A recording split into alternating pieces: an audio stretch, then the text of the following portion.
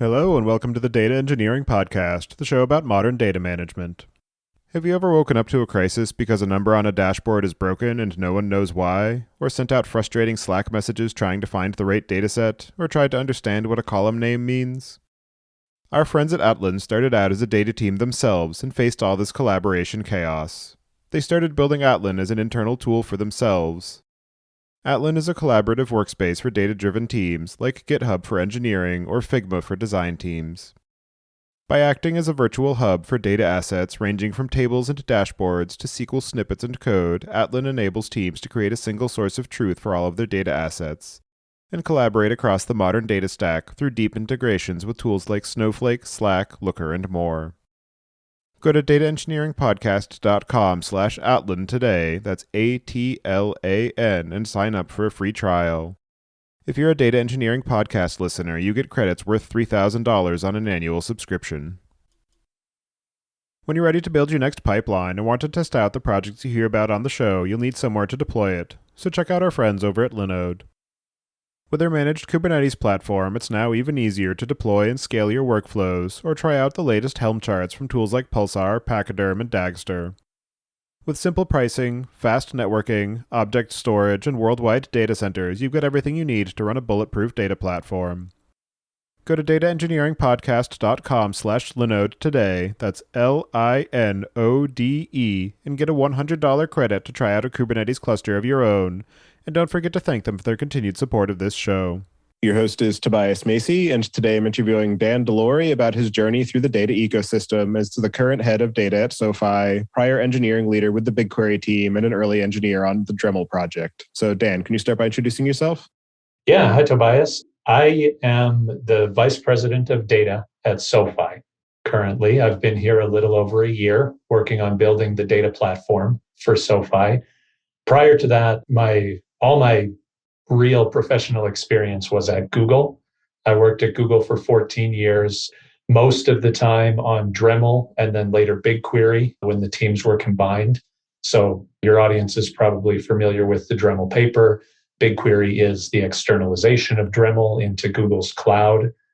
Prior to that, I was doing my graduate work at Brigham Young University. And do you remember how you first got started working in the area of data? It was during my PhD program. Of course, back then in the early 2000s, we called it data mining.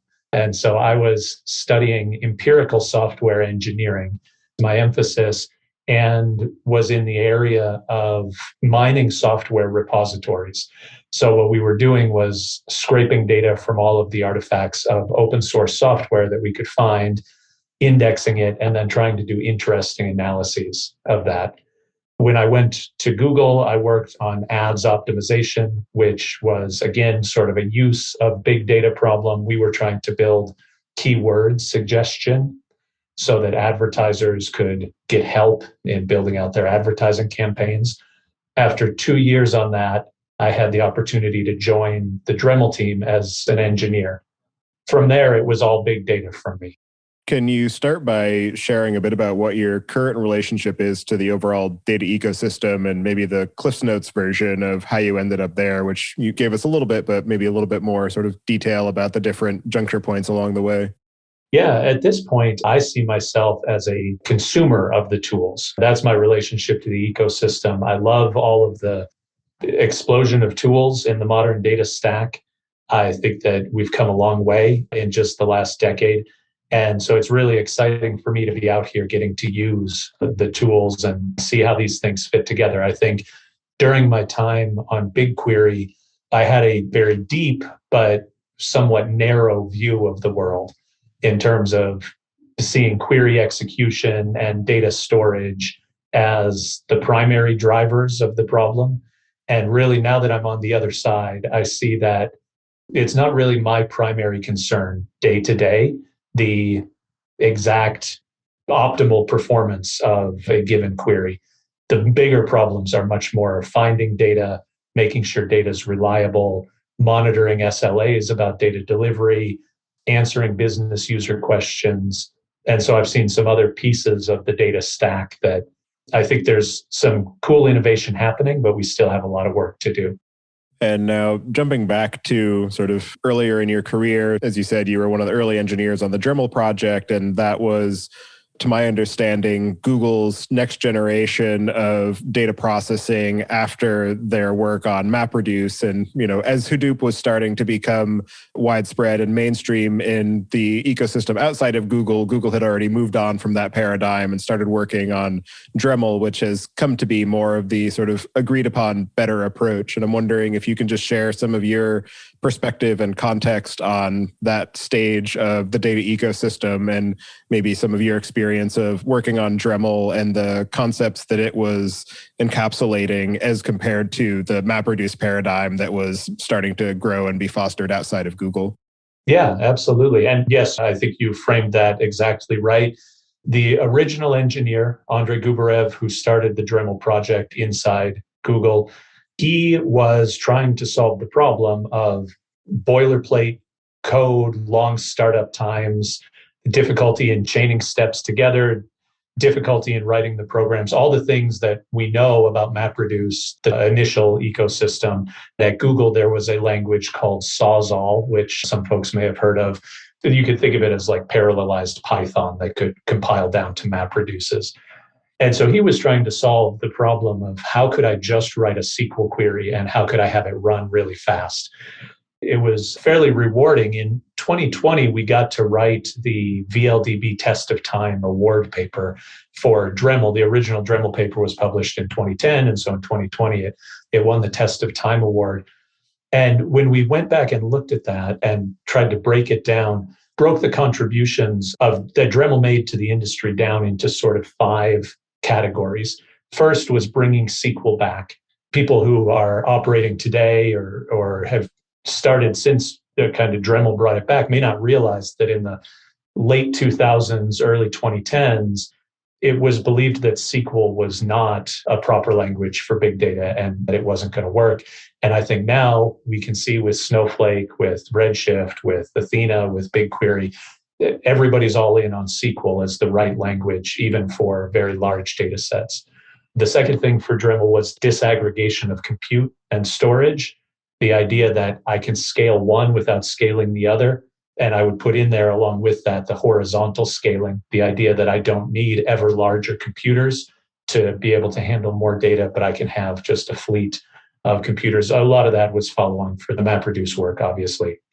The idea of in-place data analysis, that I would query data wherever it happened to reside. For us, that primarily meant in Google's distributed file system, initially GFS, and then later Colossus. And the idea of serverless, that the user running the query shouldn't have to worry about whether the servers were running or starting them up. They should just be there and be able to run the query. And then, of course, columnar storage. That was one of the big innovations of the Dremel project, the idea that you could do columnar storage, but still allow nested, repeated data. For us inside Google, that meant protocol buffers. For much of the world now, that means JSON. But it's the same idea, the idea that I could still give you an efficient query over nested, repeated data without you having to normalize everything. The other key aspect of Dremel was that it was still a divergence from the sort of then traditional data warehouse paradigm of everything being highly structured, very rigid, but easy to be able to answer a fixed set of questions, and instead being able to support unstructured data sets, querying data where it lives, to some degree breaking down the concept of data gravity as a blocking factor in what you can do with the information. And I'm wondering if you can just talk to what you see as being the broader impact on the ecosystem of allowing for that sort of data federation, working with semi-structured and somewhat unstructured data sets, and being able to then, allow for this new paradigm of extract, load, transform that was prior to that point largely intractable. Yes, I think that's true. I think there were a couple things there. One thing that we always focused on with Dremel was making the queries fast. It was supposed to be an interactive system. The majority of queries we ran under a minute, many under 10 seconds. And it really changed the paradigm from a MapReduce where I would code up my couple classes, my mapper and reducer, and then I would kick off inside Google a board job to start up however many instances of my objects I needed. And then I'd wait for my analysis to run, and it might take a couple hours. And so I would go play a game of pool or something and come back later and see the answer. Once we got to the Dremel service, I should say, the initial versions of Dremel, the first couple of years of Dremel, you did have to prepare your data ahead of time, and you had to load it onto local disk on the machines, and you had to start up the servers. And so that it was not great for adoption at that point. But at the point we moved to the Dremel service, where we had a standing tree of servers, because we did aggregation trees at that time. You'll see in more recent papers that we've changed the architecture there. But the idea that you didn't have to do anything, and as long as your data was sitting in the remote file system, you could issue a query, and that query would execute immediately and get you the results back so quickly that you didn't even have time to write the next query before the answer came back. It became really powerful. What I found is, as people get access to tools and more data, it really only ever leads to more questions that they want to ask. And so there's always this inflection point. We saw it all the time when we were selling BigQuery into enterprises, that they're just this inflection point in data consumption in these large organizations when the users get the ability to ask questions and get answers faster. So I think that's one of the big ways that it changed the dynamics. I'm not as up to speed with the architecture of Dremel as I am with systems such as Presto, which are, I guess, the spiritual successors, at least, of what you were building there.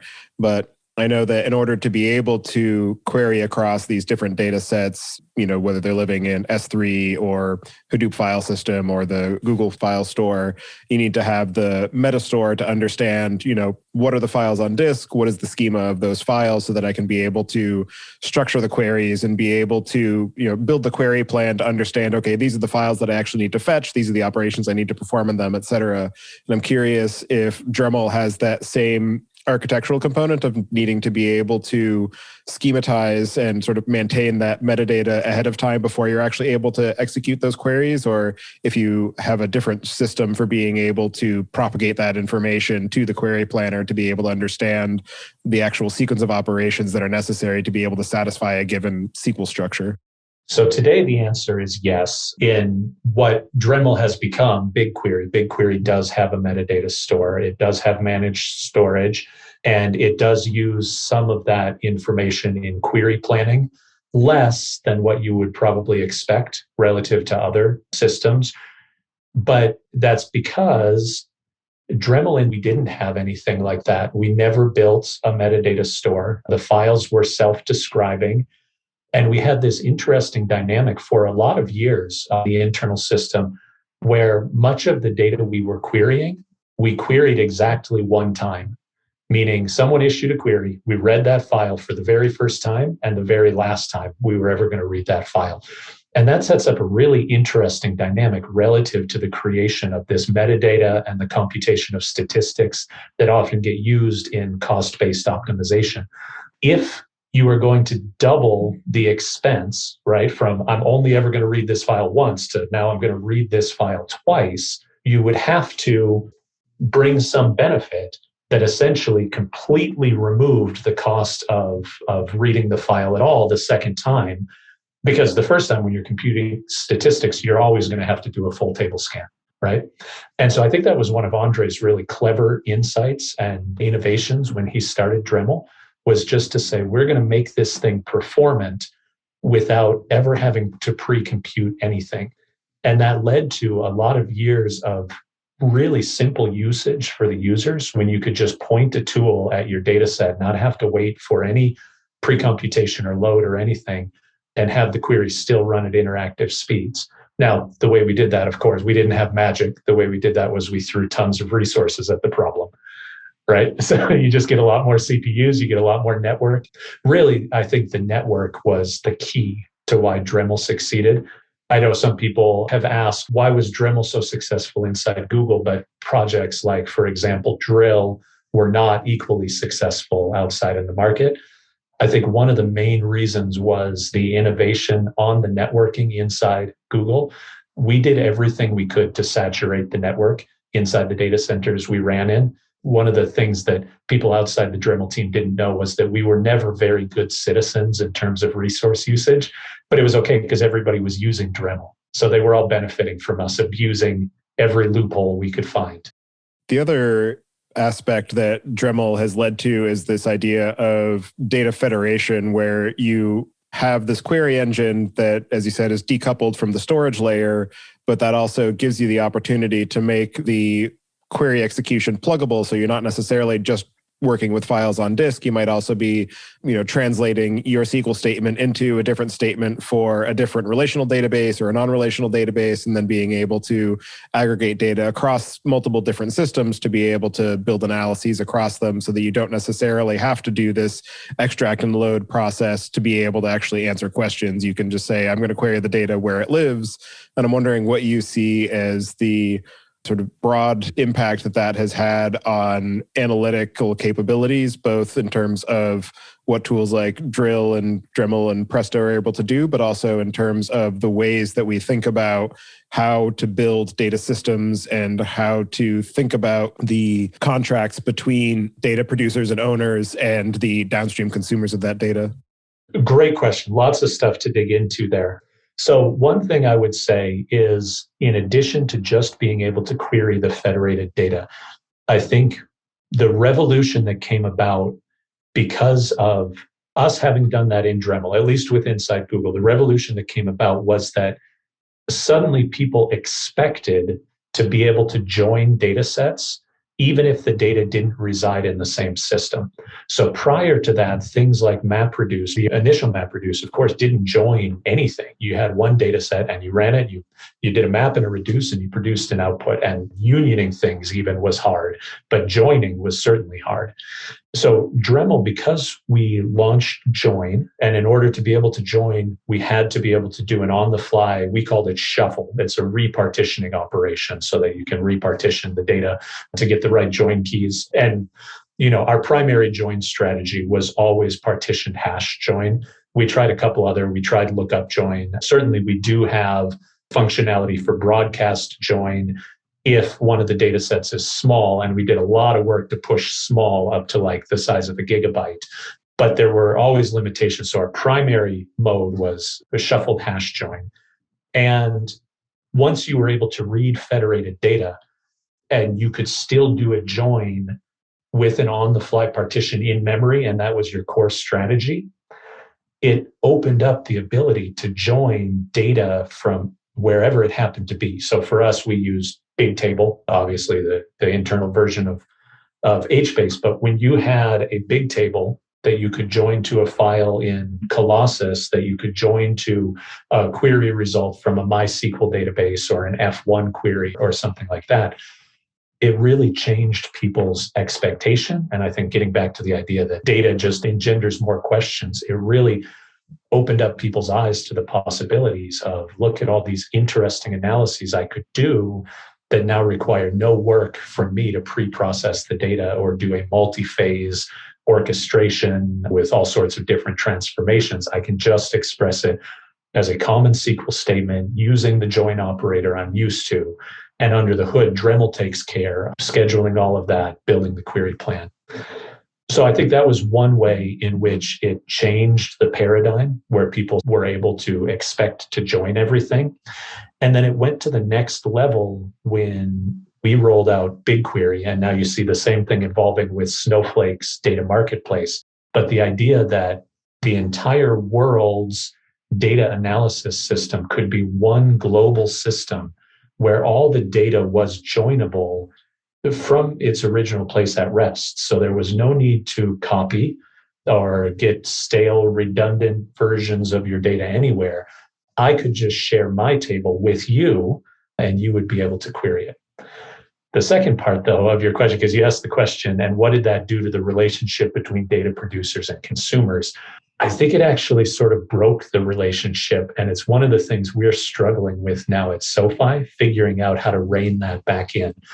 And I didn't always see it when I was inside Google. I think in the early days, you could accurately describe what we built with Dremel as a data lake, or at least an early version of a data lake. And then When we started to roll out BigQuery, we started by trying to keep that same data lake paradigm. And we discovered after a few years that it wasn't working for organizations, and we had to become much more like a data warehouse in BigQuery, moving away from the data lake paradigm.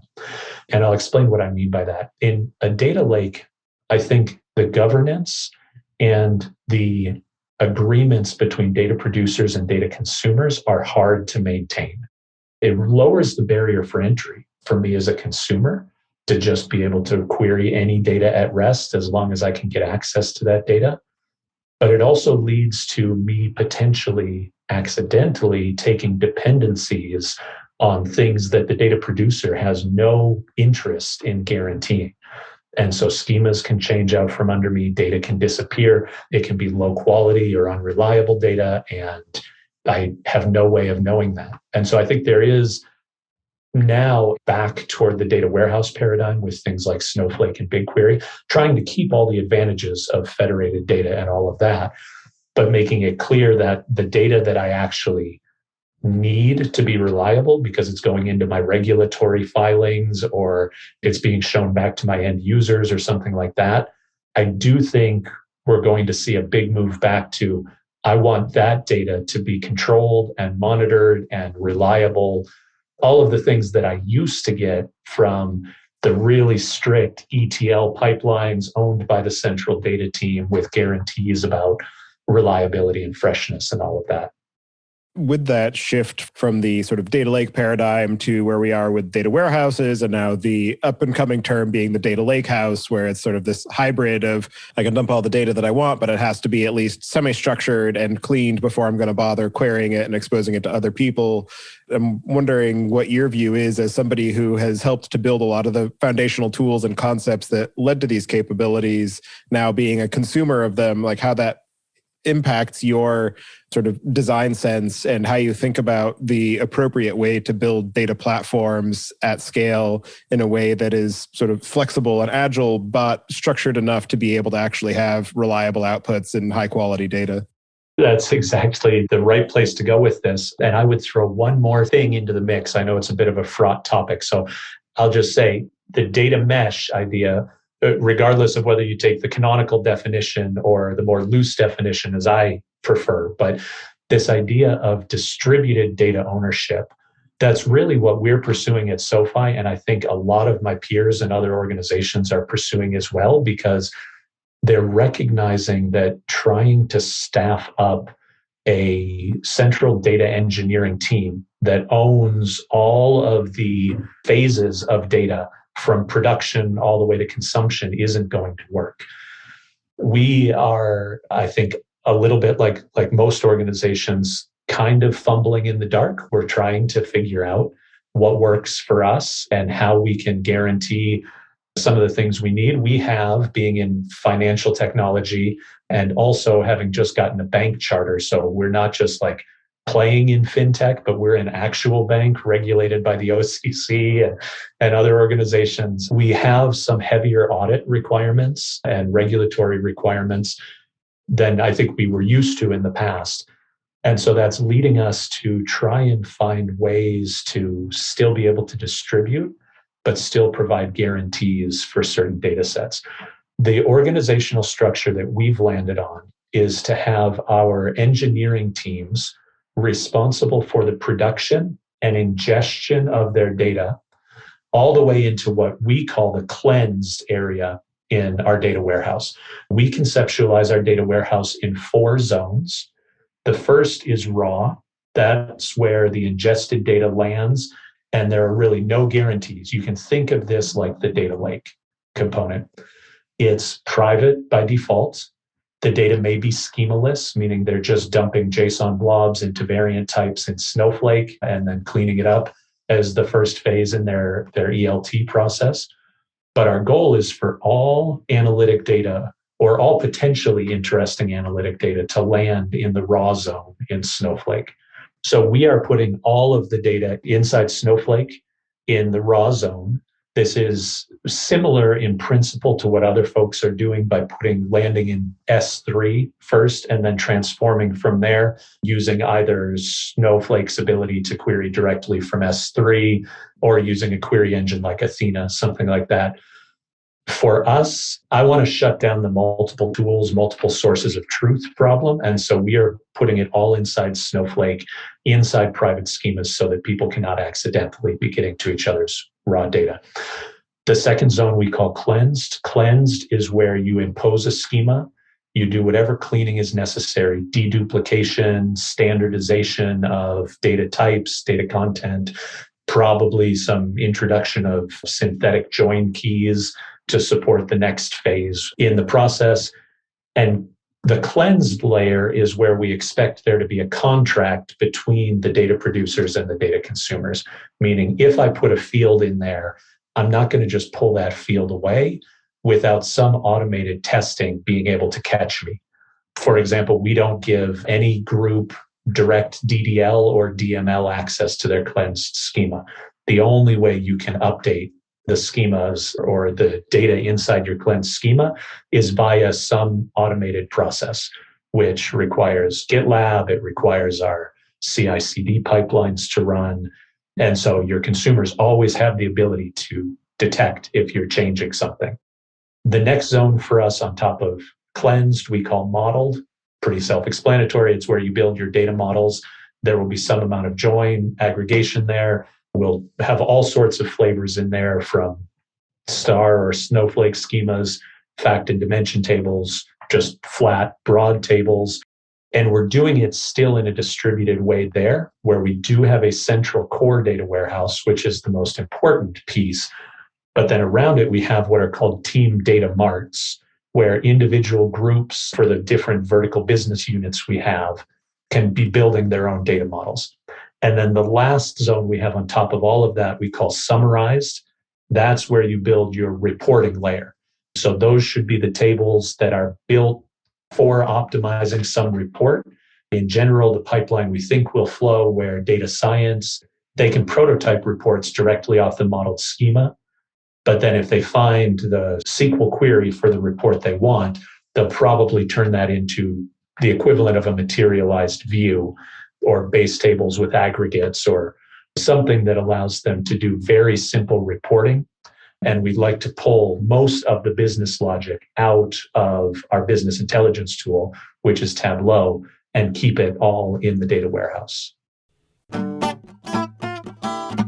So now your modern data stack is set up.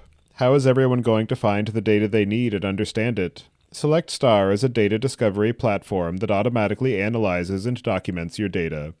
For every table in Select Star, you can find out where the data originated, which dashboards are built on top of it, who's using it in the company and how they're using it, all the way down to the SQL queries.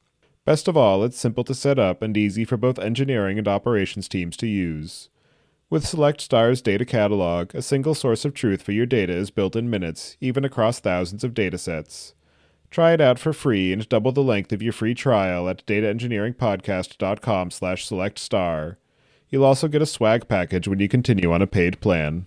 The modeling question is something that has been interesting to me for a while now because of the fact that since we do have these very powerful and flexible engines that allow us to be able to query across structured and unstructured data sets, and we have the power to be able to just kind of throw everything into a giant table and be able to run aggregates across it, we don't necessarily have to be as rigorous as we used to be when we were all relying on a massive Oracle server and worrying about the licensing there, or a Microsoft SQL server and having to do these Star and Snowflake schemas, or even data vaults. And I'm wondering what you have seen as the impact of these newer generations of technologies on the ways that people think about data modeling and the sort of rigor that they place in terms of how they're actually structuring their schemas versus just saying, okay, well, this is all on a table. I can run a select statement that gets me what I want. So, good enough. I'm off to my next task.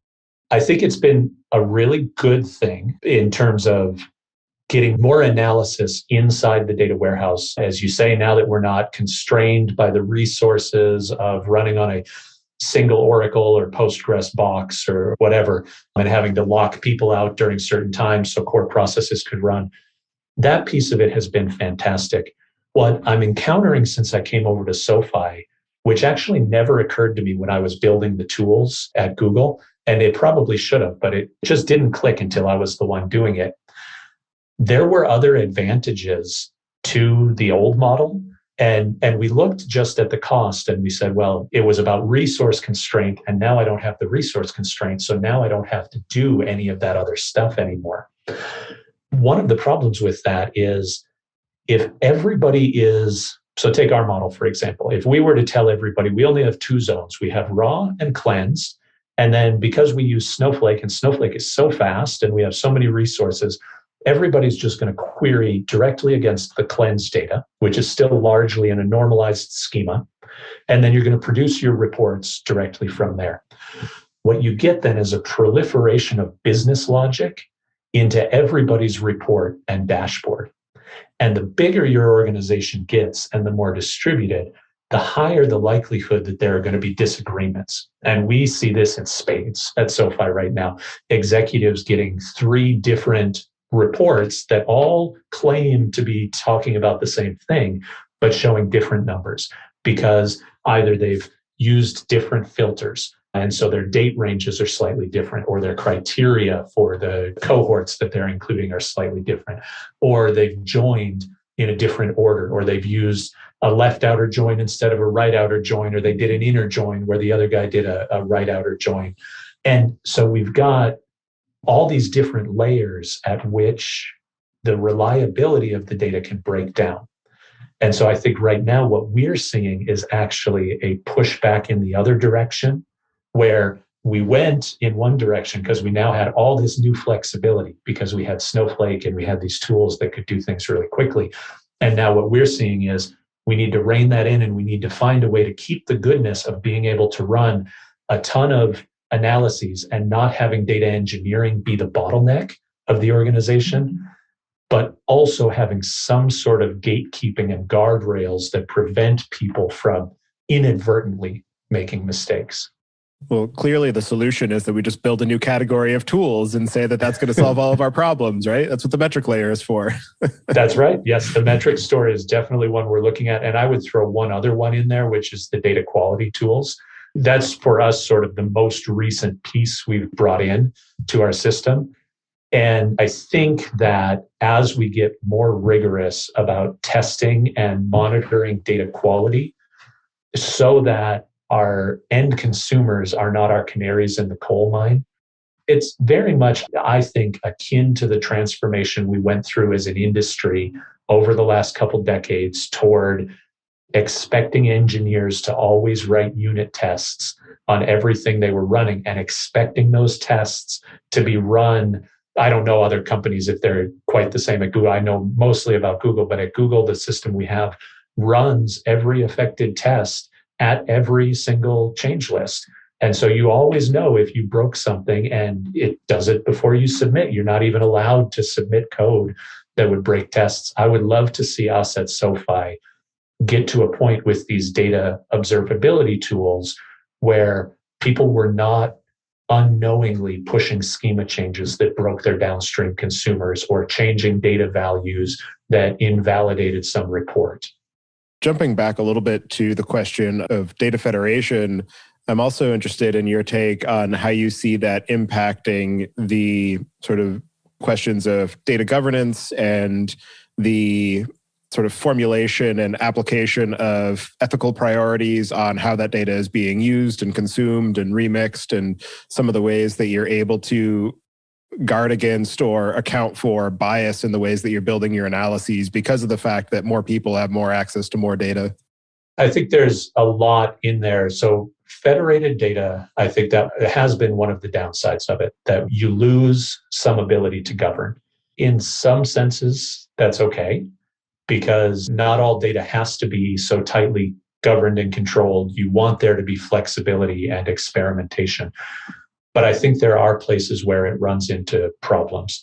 I think it's particularly hard to govern and control PII in a data lake environment, particularly if that PII is sometimes stored in schema lists or schema on read fields.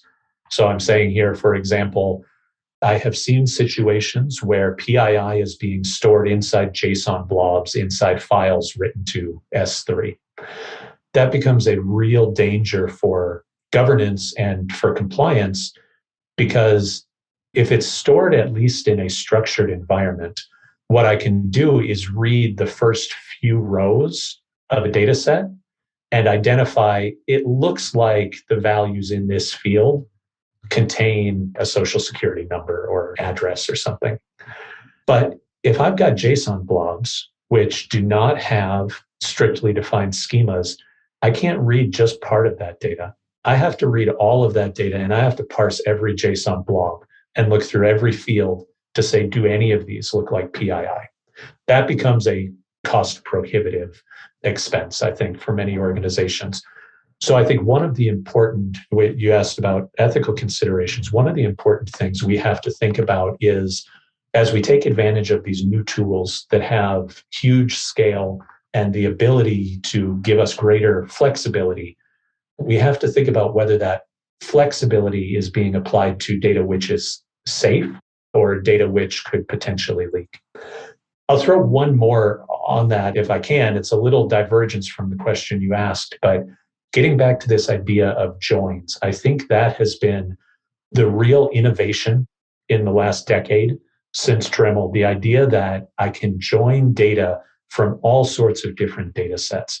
And I think historically, when people think about data breaches or misuses of their data, they think primarily about leaks, about exposing, this is like the Equifax thing, right? Someone's going to get a hold of my 140 million records, and then they'll know all the data that I knew. But I think what we're seeing now is the actual bigger danger is not that they get the data that you had, but that they get your data and they join it to some other data set that you hadn't even considered. We've seen leaks like this, for example, right? The idea that American military personnel wearing fitness trackers that were accidentally hooked up still to Strava and continuing to do their exercise regimen, even though they're deployed to secret bases around the world, suddenly draws a map on a publicly accessible map that says, hey, there is something going on in this region of, pick your favorite foreign country that you don't want adversaries knowing about military bases in. Or the New York taxi data that was released, and then Reddit found, hey, I can join this data with paparazzi photos, and I can find out where famous people are taking taxi rides to and from, and where they tend to be at a given date and time. So I think we need to get in the mindset, not just of saying, I secure my own data, but what is the absolute worst thing someone could do if they had my data and random data set X that they could join it to?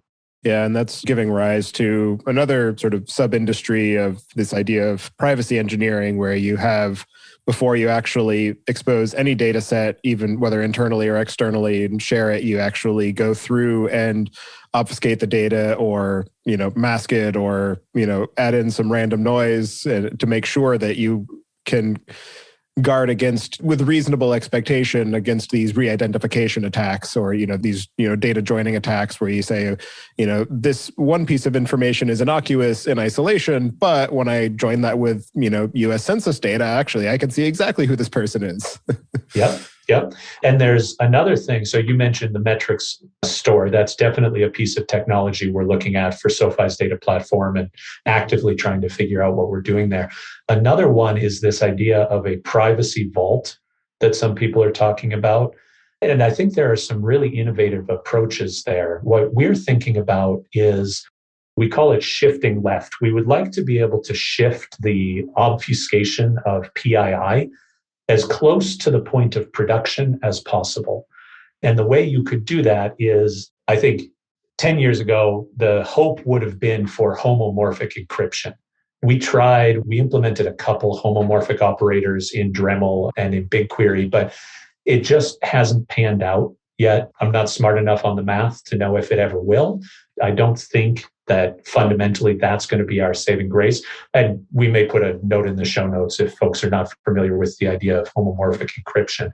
But essentially it is, I can encrypt two values, And then I can do operations on the encrypted values, which give me the encrypted version of the result I would have gotten from doing those operations on the unencrypted values. So say I take two numbers, I encrypt them, I add them together. The answer is the encrypted version of the sum of those two numbers, but there's no way for me to back out at any point from the encryption and get back to the original values.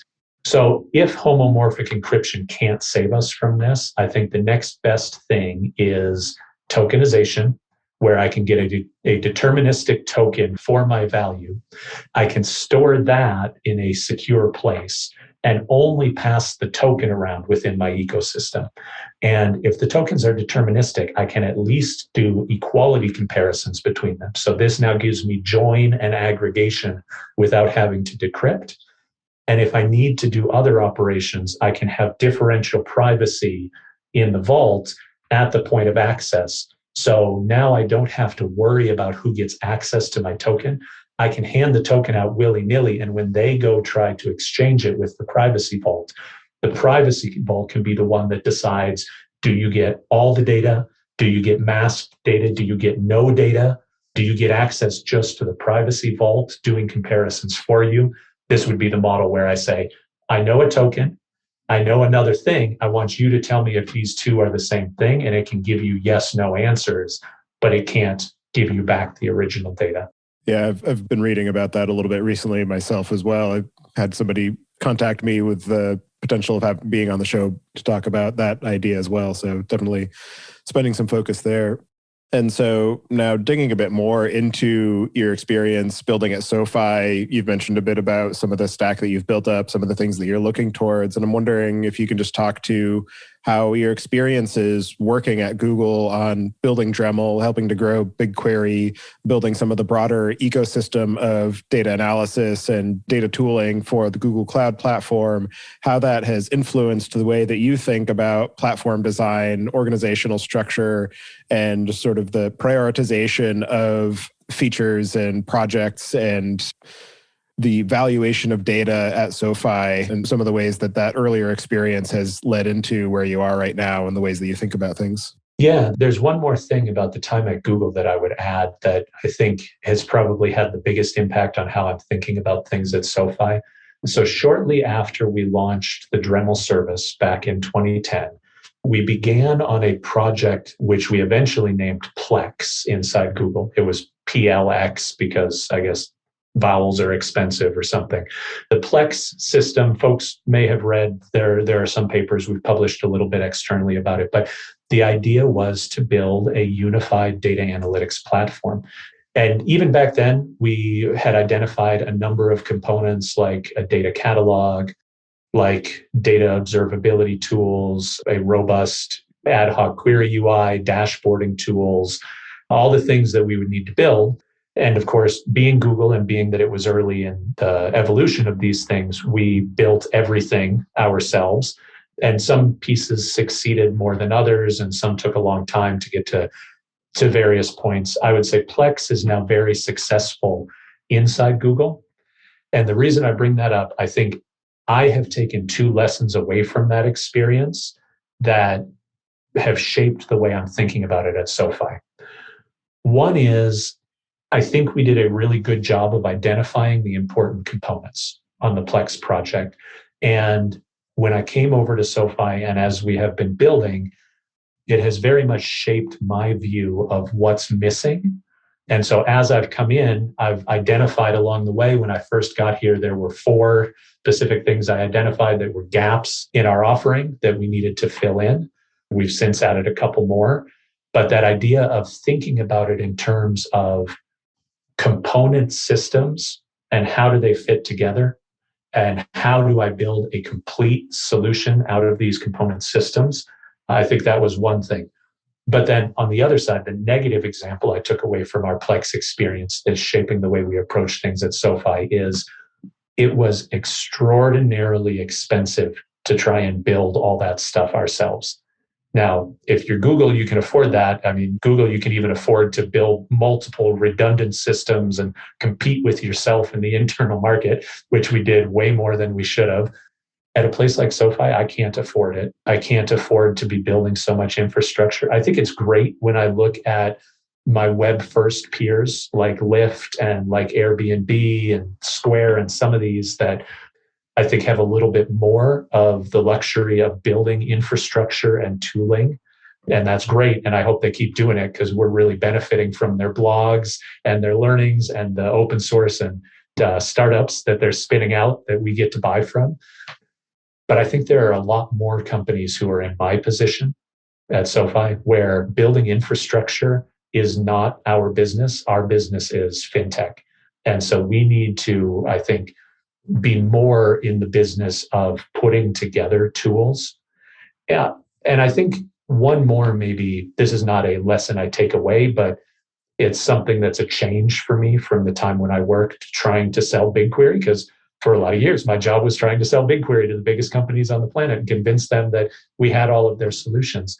And we very much, our model was building a unified platform that everyone could just leverage.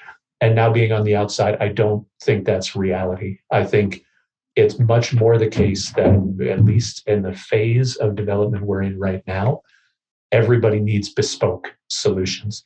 Everybody's making different trade-offs. There are things that are right for SoFi or that are necessary for SoFi, choices I have to make that would not be right for even a Robinhood or a Chime or some of the ones that people might look at and say, well, they're pretty close to SoFi, so they probably have the same requirements. But as I said, being a chartered national bank, we have different requirements than they have.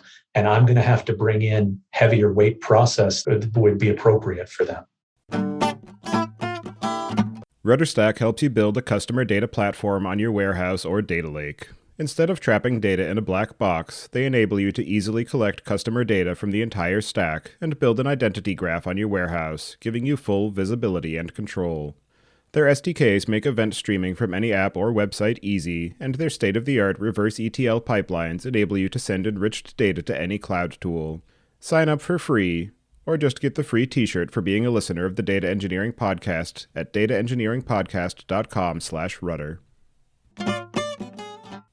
In addition to the work that you're doing at SoFi and the work that you've done at Google, and actually tying that to sort of what you've done at Google and some of the ways that that has influenced the trajectory of the ecosystem of data tools, it has opened up the idea of data marketplaces, with one of the first ones being actually in BigQuery and being able to have public and shareable data sets where I can host a data set and you can query it, but you're going to be the one paying for the queries so that I don't have to.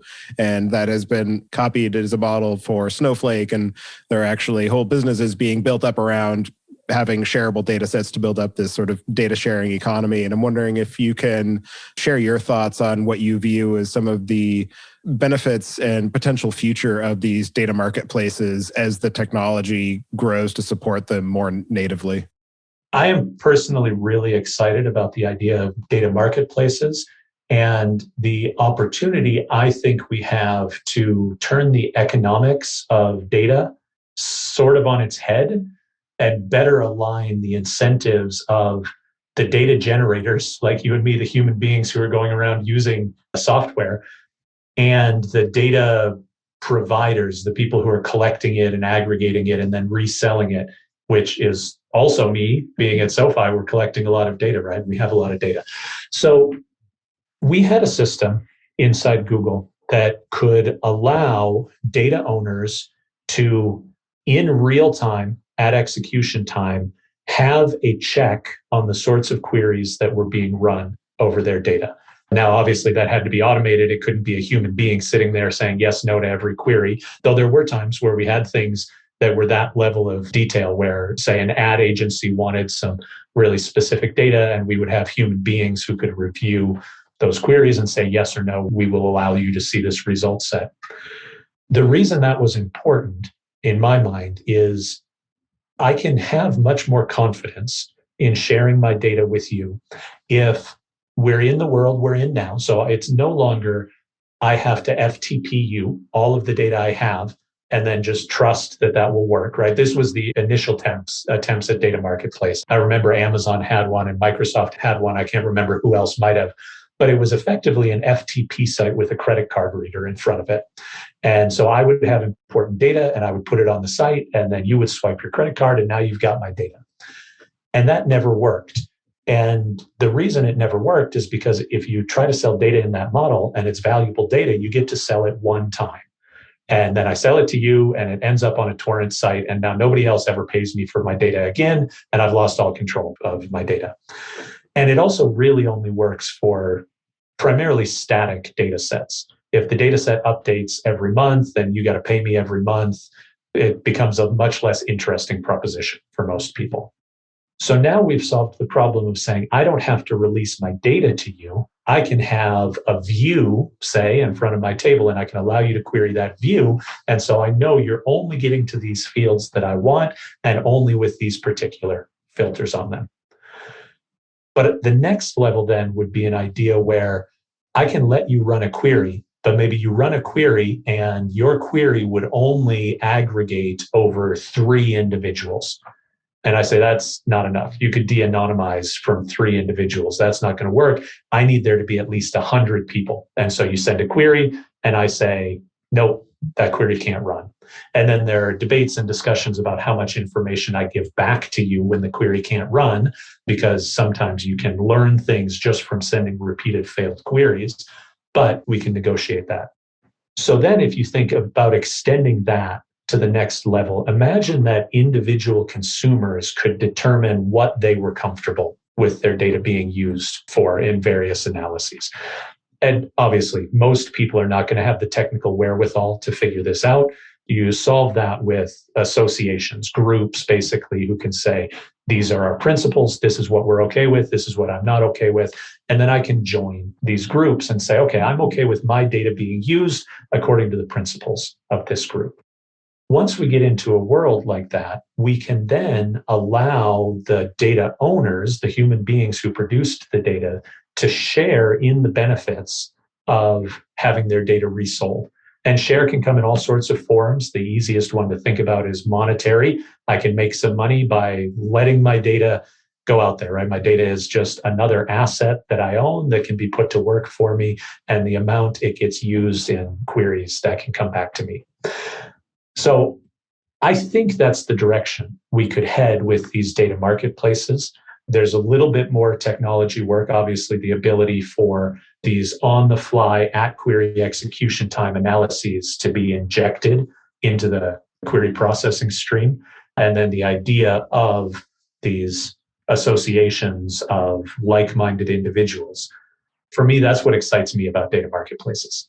It's definitely a very interesting approach to the overall question of how to be able to bring that sort of monetization factor or the capture of value back to the individual user, because there have been debates about that for several years now. And most of the approaches that people share are either impractical or impossible or just make no sense whatsoever.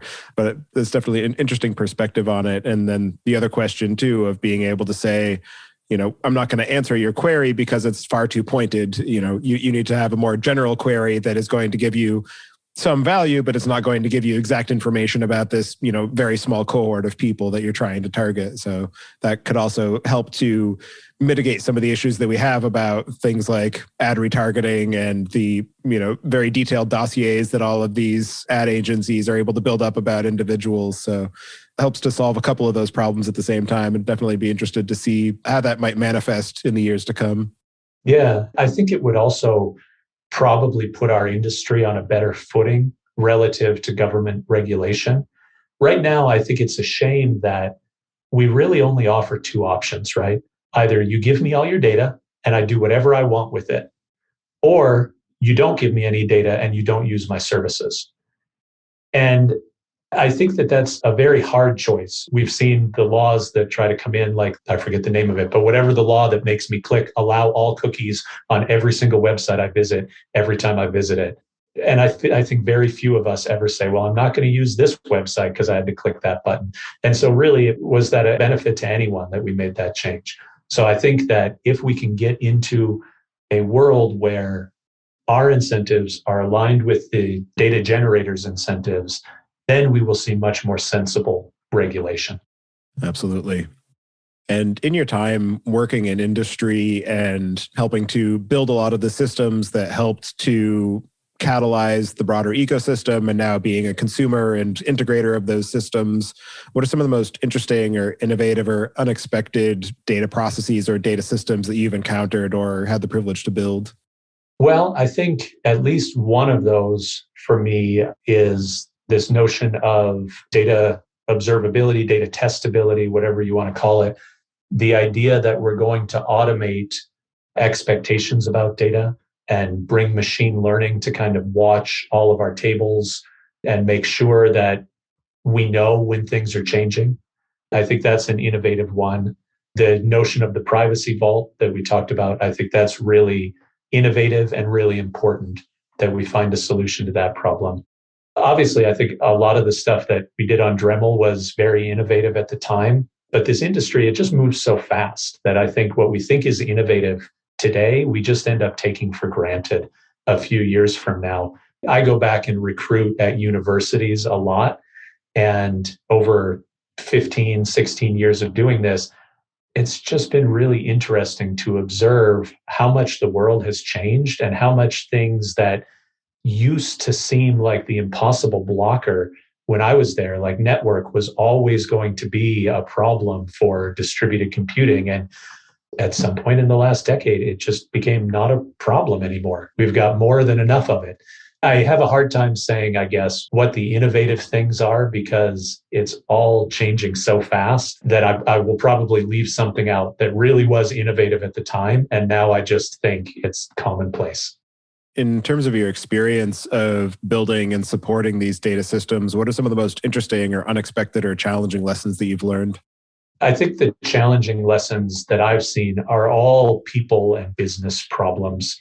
The technical stuff, one of my favorite engineers I worked with at Google had a habit of saying it's software. We can do literally anything. Anytime someone would say, well, I don't know if we could do that, his rejoinder would be, it's software. We can do absolutely anything we want. We just have to decide whether we want to do that. So the difficult things for me, or the complex challenges, are figuring out the structures of organizations, figuring out how we can get people all pushing in the same direction on our data problems, and really make it easier to do the right thing than to do the wrong thing. Because if you make it hard for engineers to produce reliable analytic data, or you make it hard for data scientists to consume from the canonical blessed tables, they'll just do something else. And then all your work on the technology side to try and make things good just goes out the window because the human beings are going to do what they're incentivized to do. Are there any other aspects of your work on Dremel and at BigQuery and SoFi, or any other forward-looking pontifications that you'd like to share that we didn't discuss yet that you'd like to cover before we close out the show?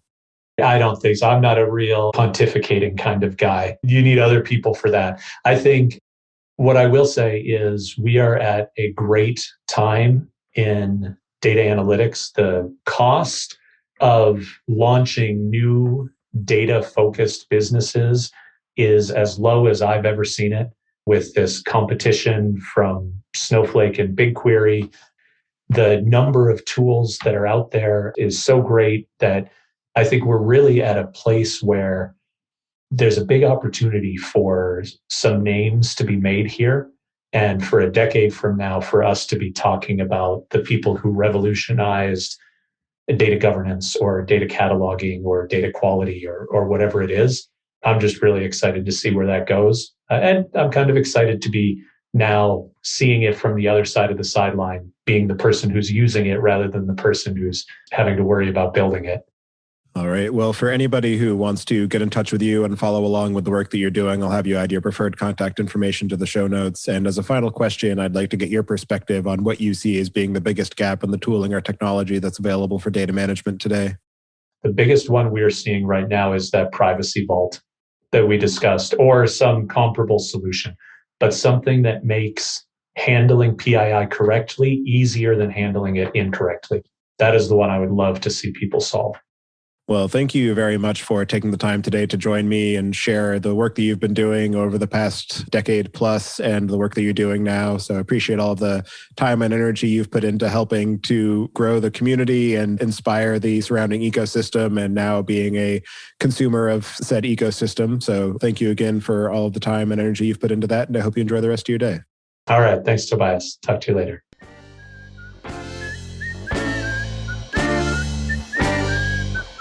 Listening. Don't forget to check out our other show, podcast.init, at pythonpodcast.com to learn about the Python language, its community, and the innovative ways it is being used.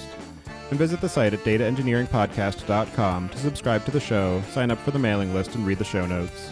If you've learned something or tried out a project from the show, then tell us about it. Email hosts at dataengineeringpodcast.com with your story. And to help other people find the show, please leave a review on iTunes and tell your friends and coworkers.